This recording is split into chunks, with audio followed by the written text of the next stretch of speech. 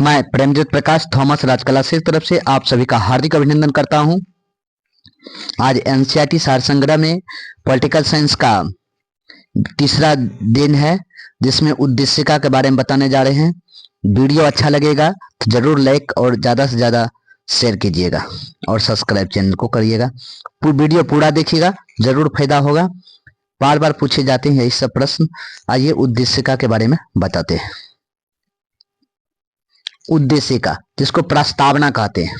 प्रस्तावना, भारत की प्रस्तावना क्या है?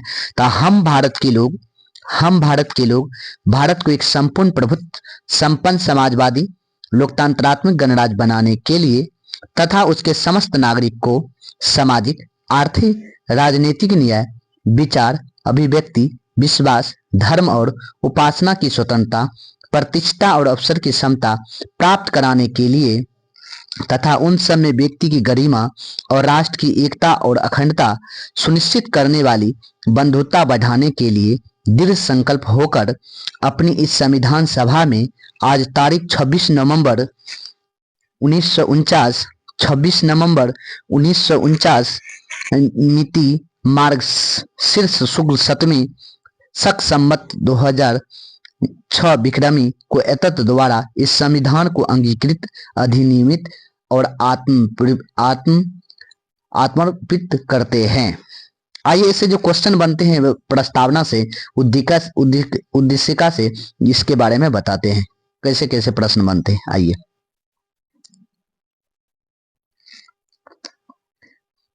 प्रश्न यह है कि भारतीय संविधान सभा में उद्देश्य प्रस्ताव को कब प्रस्तुत किया गया। क्वेश्चन पूछेगा कि भारतीय संविधान सभा में उद्देश्य प्रस्ताव को कब प्रस्तुत किया गया। बोलेगा 13 दिसंबर 1946 ईस्वी में। भारतीय संविधान का कौन सा भाग भारत को एक धर्मनिरपेक्ष राज्य के रूप में वर्णित करता है।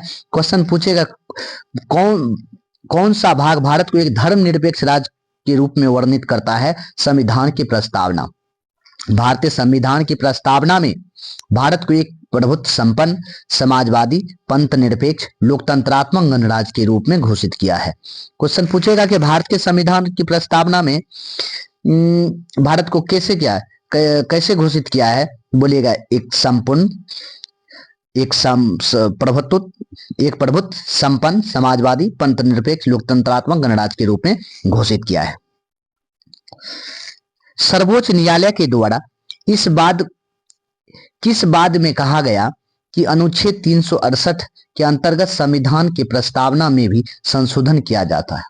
सर्वोच्च न्यायालय द्वारा ऐसा किस वाद में कहा गया कि अनुच्छेद 368 के अंतर्गत संविधान की प्रस्तावना में भी संशोधन किया जा सकता है, परंतु मूल ढांचे का उल्लंघन करने वाला नहीं होना चाहिए।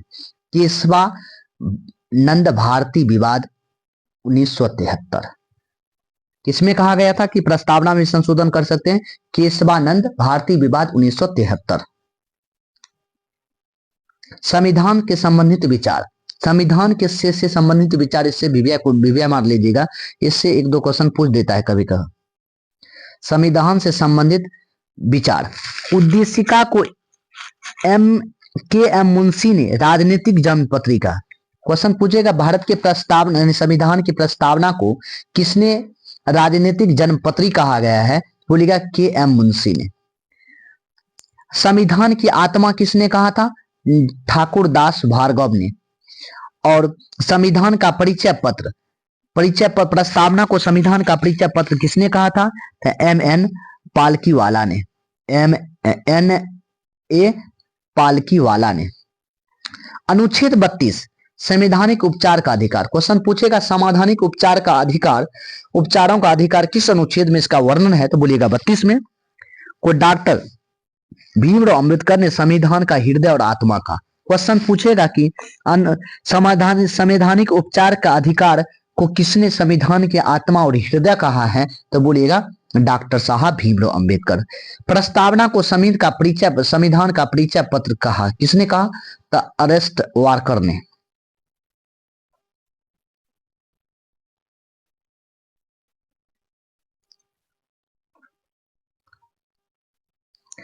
भारत के संदर्भ में भारत के संदर्भ में पंथ निरपेक्ष शब्द का सही भाव क्या है? भारत में राज का कोई पंथ और धर्म नहीं है। भारत में राज का कोई पंथ और धर्म नहीं है। उद्देशिका में सम्मिलित सामाजिक, आर्थिक, राजनीतिक न्याय के तत्व किससे संबंधित है? सामाजिक, आर्थिक, राजनीतिक न्याय के तत्व उद्देशिका में किससे संबंधित है? 1917 के रूसी क्रांति से 1917 के रूसी क्रांति से। उच्चतम न्यायालय ने किस वाद में यह घोषणा प्रस्तुत की? उच्च न्यायालय ने किस वाद में यह घोषणा प्रस्तुत की कि उद्देशिका संविधान का अभिन्न अंग है? SR बॉम्बे बनाम यूनियन ऑफ इंडिया संघ में। सभी व्यक्ति पूर्णतः और समान रूप से मानव है। सभी व्यक्ति पूर्णतः और समान रूप से मानव है। यह सिद्धांत किसका है? सार्वभौमिकता सिद्धांत। यह सिद्धांत किसका है? सार्वभौमिकता का सिद्धांत।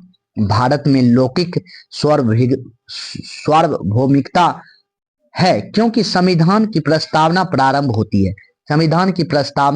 होती है हम भारत के लोग शब्दों से। क्यों होता है? तो बोलेगा हम भारत के लोगों से। लोक कल्याण शब्द भारत के संविधान की उद्देशिका में नहीं है। लोक कल्याण शब्द जो है, क्वेश्चन पूछेगा कि भारतीय संविधान की उद्देशिका में कौन सा शब्द नहीं है, तो बोलेगा लोक कल्याण, बल्कि राज्य के नीति निर्देशक तत्व का भाग है। लोक कल्याण जो है राज्य के नीति निर्देशक तत्व का भाग है, लेकिन भारत के संविधान के उद्देशिका में नहीं है। किस संविधान संशोधन के द्वारा भारतीय संविधान की उद्देशिका में संशोधन किया गया था? क्वेश्चन पूछता है किस संविधान संशोधन के द्वारा भारतीय संविधान की उद्देशिका यानी प्रस्तावना में संशोधन किया गया, तो बोलेगा 42वें संविधान संशोधन 1976 के द्वारा उद्देशिका में संशोधन किया गया था। भारतीय संविधान की प्रस्तावना में जिन आदर्श और उद्देश्य की रूपरेखा दी गई है, इसका विस्तार कहाँ है? भारतीय संविधान की प्रस्तावना में जिस आदर्श एवं उद्देश्यों की रूपरेखा दी गई है, इनका विस्तार कहाँ है? तो मूल अधिकार में है, राज्य के नीति निर्देशक सिद्धांत में है, मौलिक कर्तव्य के अध्याय में है। क्वेश्चन देखिए कैसा पूछ रहा है कि भारतीय संविधान की प्रस्तावना में किन आदर्श एवं उद्देश्य की रूपरेखा दी गई है, इनका विस्तार कहाँ मिलता है? बोलेगा मूल अधिकार में मिलता है, राज्य के नीति निर्देशक सिद्धांत में मिलता है, मौलिक कर्तव्य के अध्याय में मिलता है। राज्य का सबसे महत्वपूर्ण तत्व क्या है?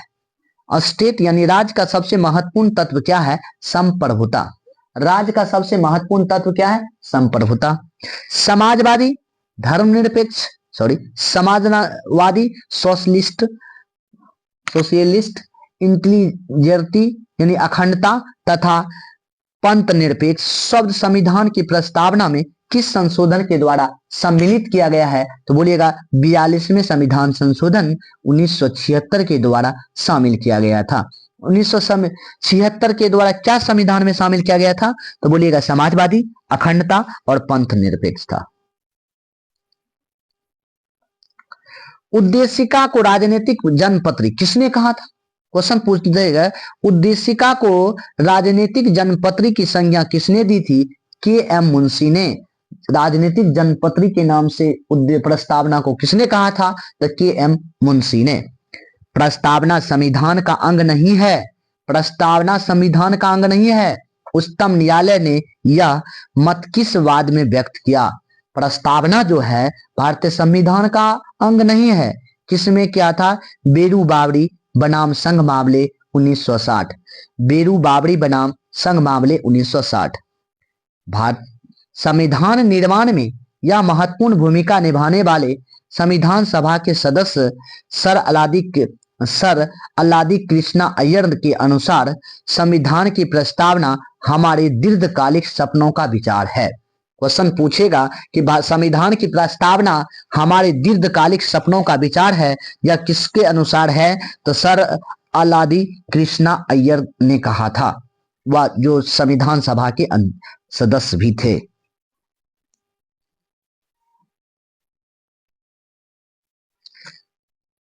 गोलकनाथ बनाम पंजाब राज। गोलकनाथ बनाम पंजाब राज के मामले में न्यायमूर्ति एम हिदायतुल्ला ने उद्देशिका को संविधान की मूल आत्मा कहा।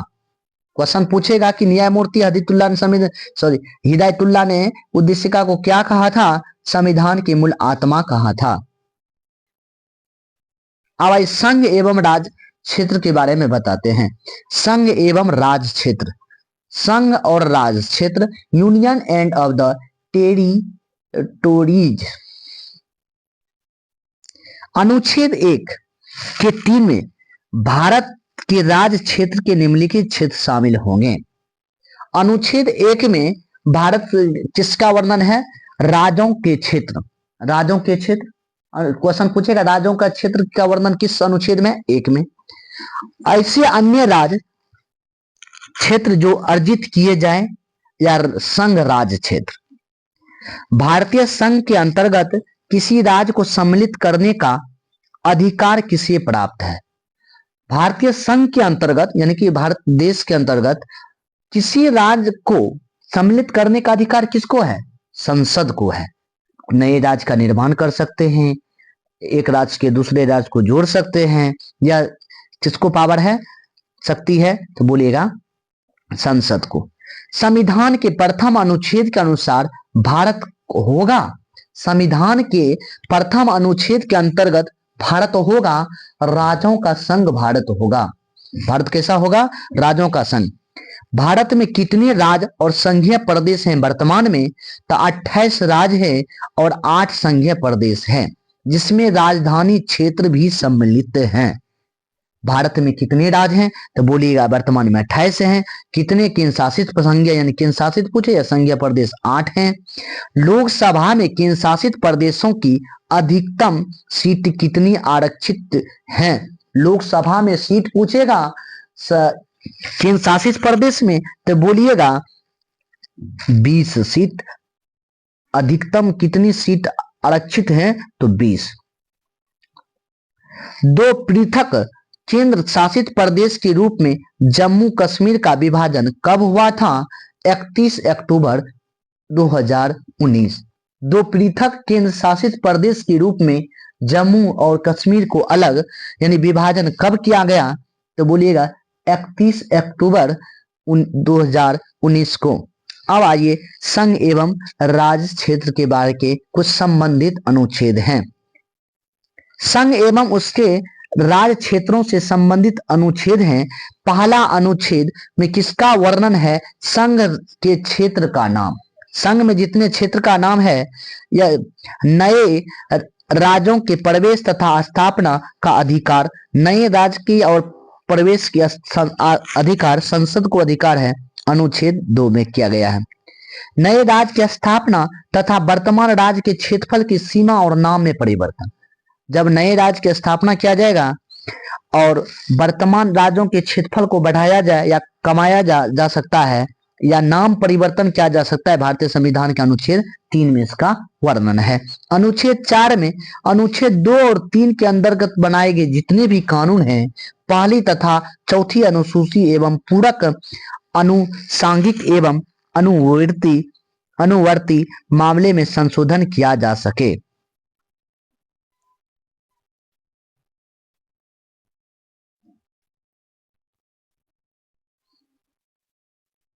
नए राज्य के गठन की शक्ति किससे प्राप्त है? क्वेश्चन पूछेगा कि नए राज्य के गठन की शक्ति किससे प्राप्त है? संसद को। राज्यों के पुनर्गठन से संबंधित फजल अली आयोग का गठन किस वर्ष हुआ? फजल अली आयोग पूछे तो बोलेगा 1953 ईस्वी। और पहली बार भाषाई आधार पर भारत में सर्वप्रथम राज्य का गठन किया गया था? आंध्र प्रदेश को। फजल अली आयोग का गठन किस वर्ष किया गया था? तो बोलिएगा 1953 में।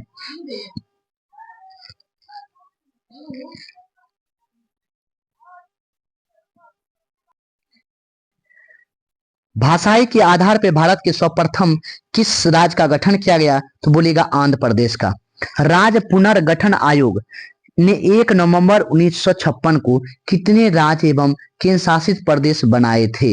राज्य पुनर्गठन आयोग जो था फजल अली आयोग के समय जो बनाया था, तो 1956 ईस्वी में 14 राज्य और 6 केंद्र संघ राज्य बनाए थे।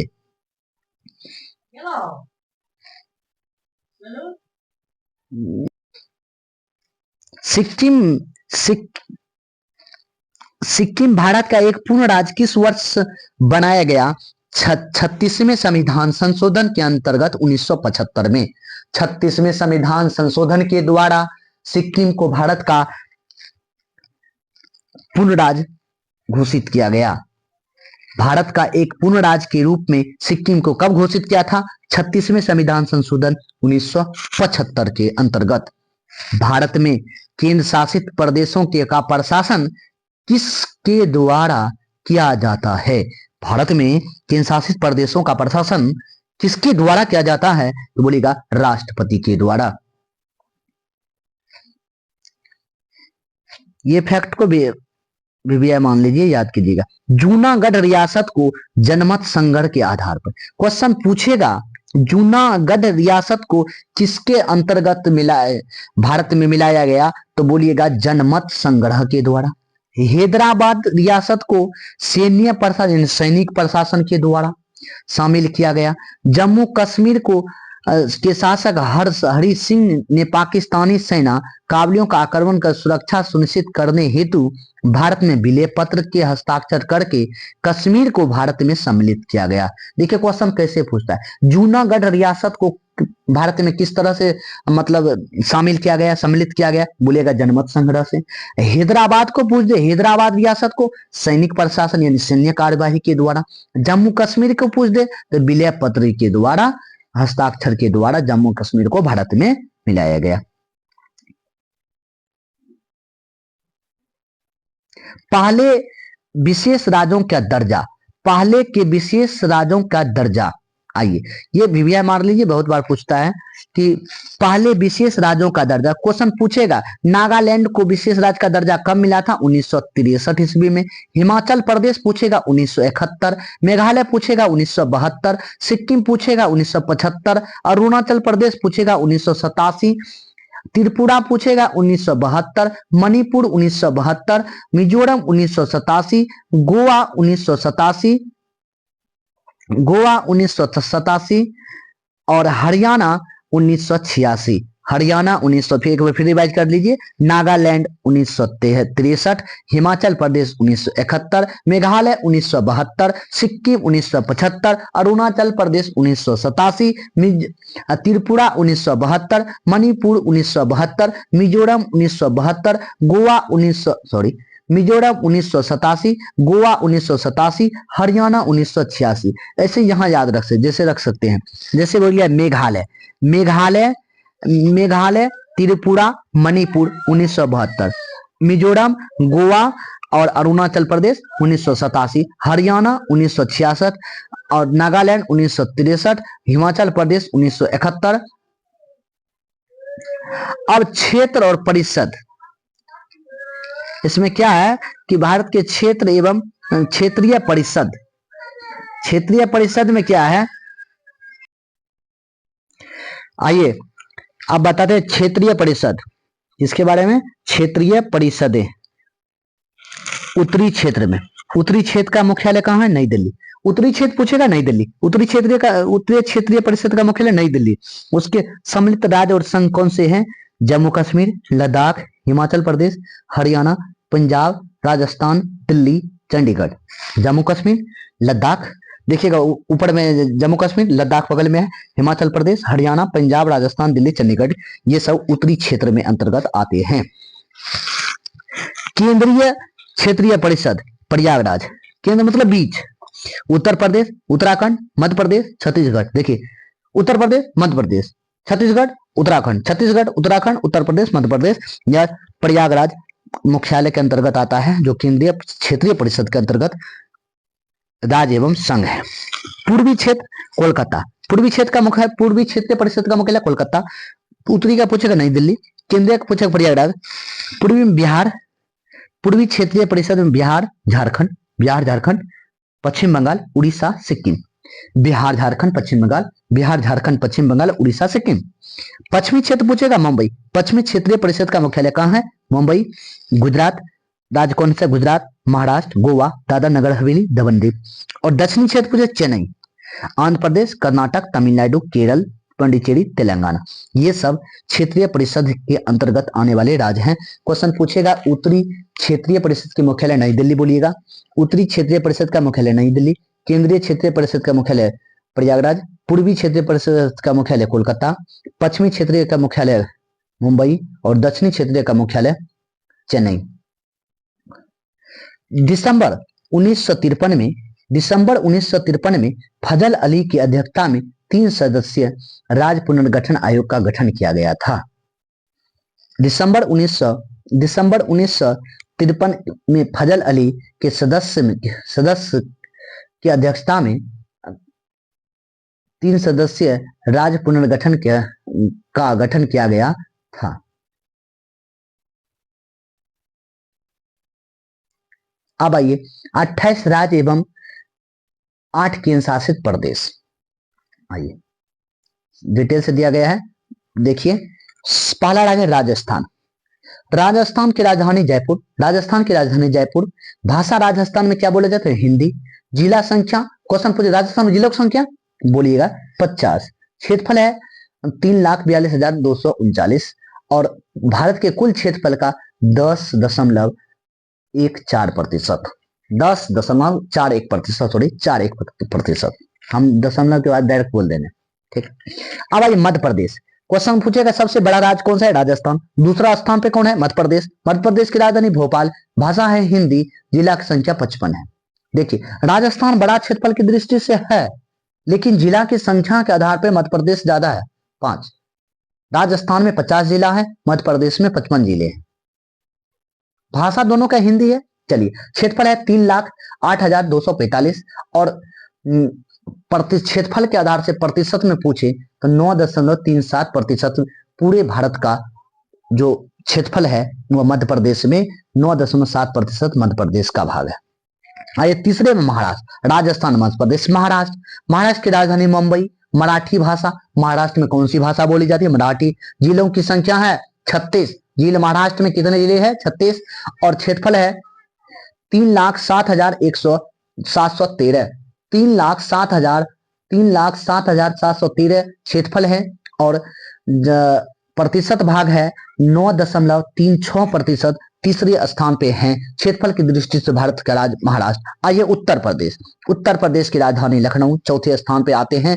हिंदी और उर्दू बोला जाता है। पहली भाषा हिंदी हो गया, दूसरी भाषा उर्दू हो गया और जिलों की संख्या 75। देखिए उत्तर प्रदेश चौथे स्थान पर क्षेत्रफल की दृष्टि से आते हैं और जिलों की संख्या पूछ दे तो बोलिएगा 75 है और क्षेत्रफल 2,43,286 है और क्षेत्रफल के प्रतिशत कितना प्रतिशत क्षेत्रफल निवास है, मतलब कि पूरा भारत का कितना क्षेत्रफल उत्तर प्रदेश का है तो बोलिएगा 7.18%।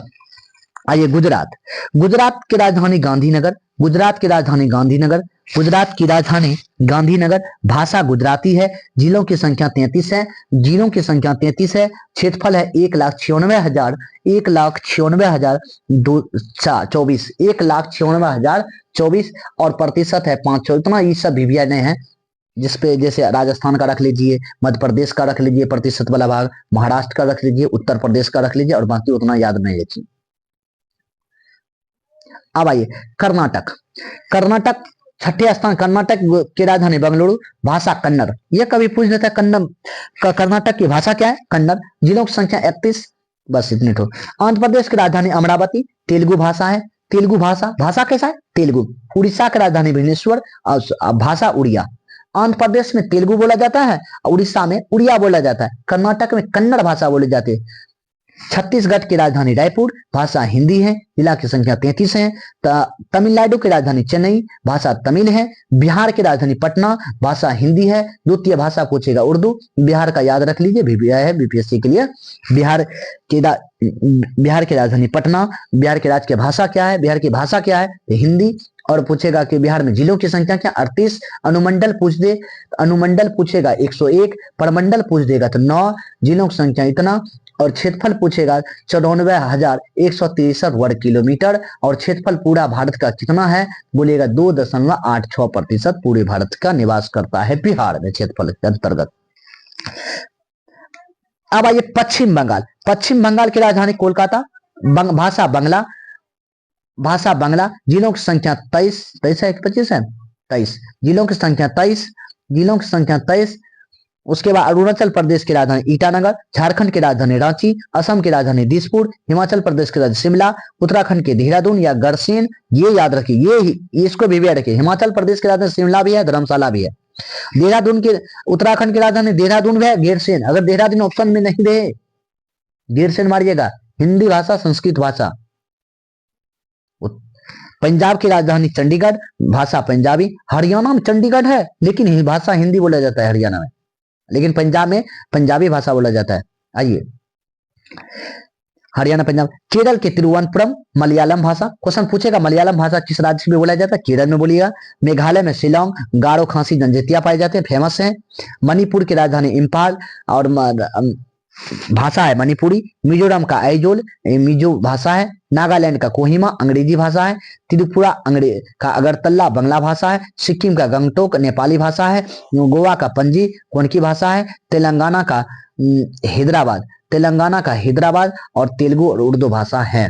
सबसे अंतिम राज्य है जो सबसे क्षेत्रफल की दृष्टि से छोटा राज्य पूछ दे तो बोलिएगा तेलंगाना नहीं, गोवा होगा, लेकिन तेलंगाना का क्रम अलग है। आइए केंद्र शासित प्रदेश और उससे राजधानी और जिलों से, इसको बढ़िया पूरी तरह से याद कर लीजिए। देखिए, केंद्र शासित प्रदेश अंडमान निकोबार। क्षेत्रफल की दृष्टि से पूछ दे सबसे बड़ा राज्य कौन है? क्षेत्रफल की दृष्टि से पूछ दे सबसे केंद्र शासित प्रदेश कौन सा है तो बोलिएगा, केंद्र शासित प्रदेश पूछ दे क्षेत्रफल की दृष्टि से कौन है? क्षेत्रफल की दृष्टि से सबसे केंद्र शासित प्रदेश लद्दाख है। आइए, अंडमान निकोबार का राजधानी पूछे port Blair. Andaman Nicobar port Blair, ऐसे याद रखें, Andaman Nicobar port Blair, Andaman Nicobar port Blair. Chandigarh की राजधानी चंडीगढ़ है। दादर नगर हवेली और दमन द्वीप का राजधानी दमन, दमन द्वीप आ गए, दादर नगर हवेली दमन आ गए, दमन मार दीजिए। दिल्ली का नई दिल्ली। लक्षद्वीप का कवारवती, लक्ष्य रखना है, कबाड़ी लगाना है, कबाड़वती लग दे। पंडिचेरी का पंडिचेरी। जम्मू कश्मीर का जम्मू और कश्मीर। लेह का लद्दाख होता है। जिलों की संख्या अंडमान निकोबार में 3, चंडीगढ़ में 1, दादर नगर हवेली में 3, दिल्ली में 4, 11 जिले हैं। दिल्ली में कितने? लक्षद्वीप में 1 जिला है, पंडिचेरी में 4 जिले हैं और जम्मू और कश्मीर में 22 जिले हैं। 22, लेह में 7 जिले हैं।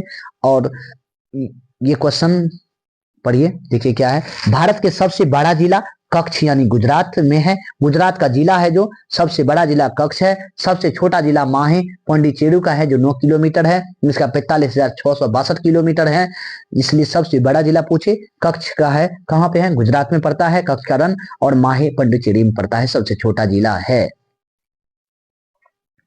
आए नागरिकता, सिटीजनशिप, नागरिकता। भारतीय संविधान के अनुच्छेद 1 से अनुच्छेद 5 से 11 तक में भारत के नागरिकता का उल्लेख किया गया है।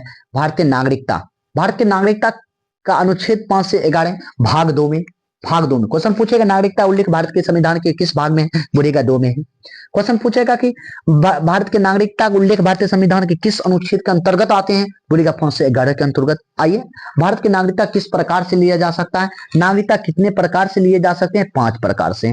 कितने प्रकार से? 5 प्रकार से। भारतीय नागरिकता प्राप्ति हेतु 5 प्रकार है। क्या प्रकार है? सबसे पहले भारतीय नागरिक कितने प्रकार है? 5। कौन सा है ये याद रखिए, कौन सा है ये याद रखिए। जन्म से, पहला है जन्म से। कोई भारत में अगर बच्चा आजादी से के बाद अगर जन्म लिया है, आजादी से पहले भी जन्म लिया है, तो भारत का नागरिक है। वंशाधिकार मतलब उसका पिता अगर जन्म लिया आजादी से पहले या आजादी के बाद, वह भारत का नागरिक होगा। एक पंजीकरण के माध्यम से, एक देशीकरण के माध्यम से, एक भूमि के अर्जन से। अगर आप कहीं रहते हैं, दूसरे से जमीन लेके खरीद के रहते हैं, भूमि अर्जन करते हैं, तो वह भारत का नागरिक प्राप्त हो। अब किस तरह से होता है उसके बारे में बताते हैं। आइए, इससे जो क्वेश्चन बनता है उसको बता रहे हैं। भारतीय संविधान किस प्रकार की नागरिकता प्रदान है? एकल नागरिकता। क्वेश्चन पूछेगा भारत के संविधान में कैसा नागरिकता है, एकल है कि दोहरी है, तो बोलिएगा एकल नागरिकता। किस देश से लिया गया था? बोले इंग्लैंड से। भारतीय संविधान में किस प्रकार की नागरिकता प्रदान की गई? एकल नागरिकता। संयुक्त राज्य अमेरिका में दोहरी नागरिकता के सिद्धांत को अपनाया है। क्वेश्चन पूछेगा भारत में कैसी नागरिकता प्रदान करता है? एकल नागरिकता। कहेगा संयुक्त राज्य अमेरिका में कैसा नागरिकता प्रदान करता है? तो दोहरी नागरिकता। चलिए, नागरिक संशोधन अधिनियम 2019, नागरिक संशोधन अधिनियम सीसीए होता है नागरिक संशोधन अधिनियम 2019। किन देशों में हिंदू, बौद्ध, सिख, जैन, फारसी, ईसाई नागरिक को भारत की नागरिकता प्राप्त करने का प्रावधान है? कौन कौन से देश में हिंदू धर्म का नागरिक प्राप्त कर सकते हैं, बौद्ध धर्म कर सकते हैं, सिख धर्म कर सकते हैं, जैन, फारसी, ईसाई? जब पाकिस्तानी चाहे यह कर सकते हैं। 2019 में किन देशों के बौद्ध धर्म, फारसी के नागरिकों को भारत की नागरिकता प्रदान करने का प्रावधान है? जैसे पाकिस्तान का आएगा ना, कोई हिंदू धर्म चाहेगा तो वो ले ले, बौद्ध धर्म, सिख धर्म, जैन, ये सब। पाकिस्तान, बांग्लादेश, अफगानिस्तान, पाकिस्तान, बांग्लादेश, अफगानिस्तान अगर चाहे हिंदू धर्म का, उसका वहां का व्यक्ति अगर चाहे हिंदू, बौद्ध, सिख, ईसाई, फारसी कोई धर्म चाहे तो अपना सकता है। भारत की नागरिकता किस आधार पर समाप्त की जा सकती है? ऐसे अगर भारत के नागरिक आप हैं, आपका नागरिक किस आधार पर समाप्त किया जा सकता है, इसके बारे में जानिए। भारतीय नागरिक की नागरिकता किस आधार पर समाप्त किया जा सकता है? परित्याग से। अपने स्वेच्छा से अगर जाते हैं, अगर मान लीजिए अमेरिका में रह रहे हैं, आप अपने स्वेच्छा से त्याग सकते हैं। पर्यावासन के द्वारा, कहीं एक दूसरे जगह से वंचना के आधार पर, वंचना के आधार पर क्या होता है, वंचना के आधार पर उतना पता नहीं, लेकिन इतना याद रख लीजिए, परित्याग, पर्यावासन, वंचना के आधार पर मतलब आप त्याग सकते हैं। भारत से बाहर लगातार कितने वर्ष तक रहने भारतीय नागरिकता समाप्त हो सकती? 7 वर्ष। अगर आप भारतीय व्यक्ति हैं, लगातार 7 वर्ष तक अमेरिका में रह गए तो आपका नागरिकता खत्म हो सकता है। ठीक, या इंग्लैंड में रह गए, या ऑस्ट्रेलिया में रह गए, जहां, या अफ्रीका में रह गए, तो 7 वर्ष अगर लगातार रहते हैं तो आपका नागरिकता समाप्त कर दी जाती है। प्रवासी भारतीय दिवस, प्रवासी भारतीय दिवस कितने समय अंतराल में मनाया जाता है? तो बोलिएगा प्रवासी भारतीय दिवस कब मनाया जाता है? 9 जनवरी को, क्योंकि इसी 9 जनवरी क्यों हुई? महात्मा गांधी आए थे भारत, कहां से? दक्षिण अफ्रीका से। प्रति 2 वर्षों पे प्रवासी दिवस मनाया जाता है। आइए नेक्स्ट क्वेश्चन देखते हैं। सॉरी, अब आइए, नागरिकता से संबंधित प्रमुख अनुच्छेद। नागरिकता से संबंधित क्या है? प्रमुख अनुच्छेद है। क्या अनुच्छेद है? नागरिकता से संबंधित प्रमुख अनुच्छेद क्या है? आइए उसके बारे में बताते हैं। अनुच्छेद 5 में किसका वर्णन है? संविधान लागू होने के समय नागरिकता, जिस समय संविधान लागू हुआ था ना, उस समय जो भारत का नागरिकता था वह भारतीय संविधान के अनुच्छेद 5 में वर्णन है। पाकिस्तान से भारत का प्रजनन करने वाले व्यक्ति के नागरिकता अधिकार, जो पाकिस्तान से भारत में जो आता है, प्रजनन कर लेते हैं, उसका अधिकार है 6 में। पाकिस्तान से प्रज्वलित व्यक्तियों का नागरिकता,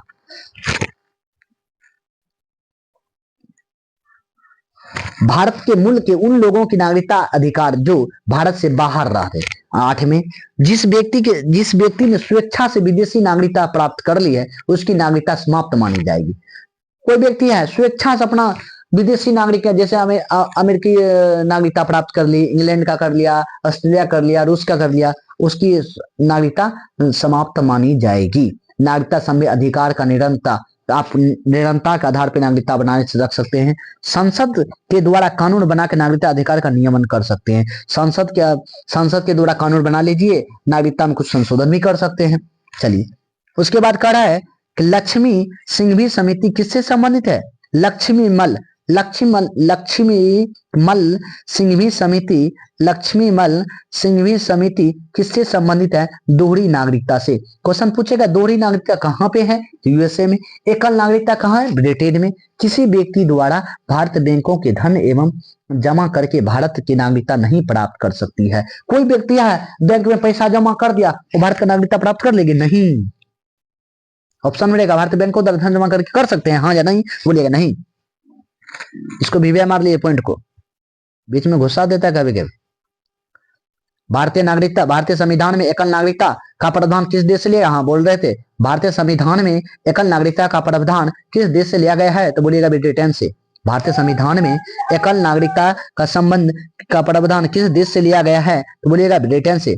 भारत के मूल व्यक्ति यानी PIO के द्वारा कार्ड धारक भारत में नहीं खरीद सकता है कृषि भूमि। कोई भारत के मूल व्यक्ति कार्ड धारक भारत में नहीं खरीद सकता है कृषि की भूमि।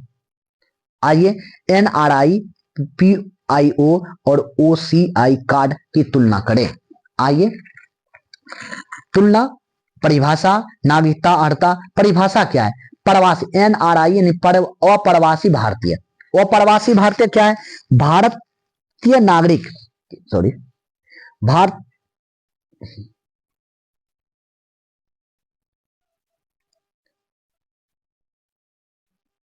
भारतीय नागरिक जो साधारणतः भारत के बाहर निवास करता है, भारतीय पासपोर्ट धारक है। NRI मतलब क्या? अप्रवासी, जो भारत के नागरिक साधारणतः भारत के बाहर निवास कर रहा है लेकिन भारतीय पासपोर्ट धारक हैं, इसका परिभाषा हो।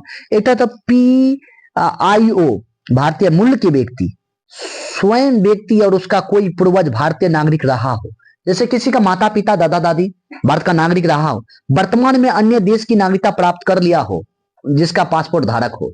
अन्य नागरिकता प्राप्त है जिसका पासपोर्ट धारक है, क्या होगा? PIO। विदेशी नागरिक OCI, विदेशी नागरिक, भारतीय नागरिक, एक व्यक्ति जो विदेशी नागरिक कार्ड धारक हो तथा नागरिकता अधिनियम 1955 के अंदर पंजीकृत हो। 1955 के पंजीकृत यहाँ पे भी है, वहां पे भी है। यह हो गया OCI। अब नागरिकता की अर्हता क्या है? ये भारतीय नागरिक है। NRI क्या है? भारतीय नागरिक है।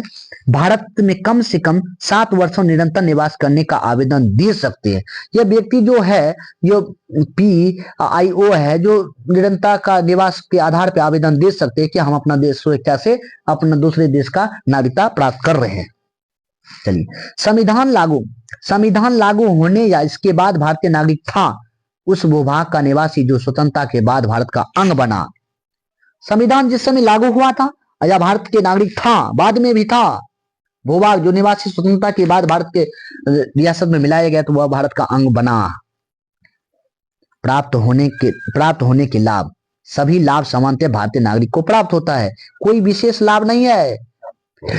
PIO को एक FRRO एवं FRO वाले लाभ से पंजीकृत से छूट भारत के कितने भी अवधि का तक ठहराव के लिए है। भारत में रहने के लिए वीजा नहीं लगता है, वीजा लगता है। जीवन भर बिना वीजा आ सकते हैं, जीवन भर बिना वीजा आ सकते हैं, वीजा के आ सकते हैं। मताधिकार दे सकते हैं? नहीं। ये POI और ये क्या है OCI, ये सब मत नहीं दे सकते हैं, भारतीय दे सकते हैं। ML सिंघवी की अध्यक्षता में गठित 9 जनवरी को प्रवासी दिवस मनाए जाते अनुशंसा की गई है। किस समिति के द्वारा? तो बोलिएगा किस समिति के द्वारा? लक्ष्मीमल सिंघवी समिति के द्वारा। लक्ष्मी सिंघवी से अध्यक्षता 9 जनवरी प्रवासी दिवस कब से मनाते हैं? तो बोलिएगा 2003 से मना रहे हैं। है मूल अधिकार। अब मूल अधिकार के बारे में बताते हैं।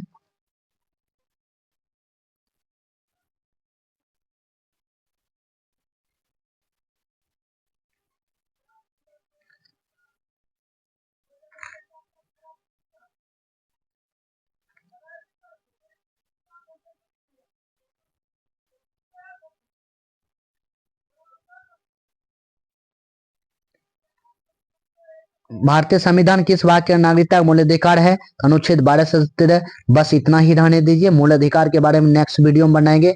वीडियो अच्छा लगा होगा तो लाइक कीजिएगा, ज्यादा से ज्यादा शेयर कीजिएगा, लाइक और शेयर कीजिएगा, लाइक और शेयर कीजिए ज्यादा से ज्यादा। वीडियो अच्छा लगा, आप स्वस्थ रहिए, मस्त रहिए, व्यस्त रहिए, वीडियो को पूरा देखिए, जरूर फायदा होगा। जय हिंद, जय भारत।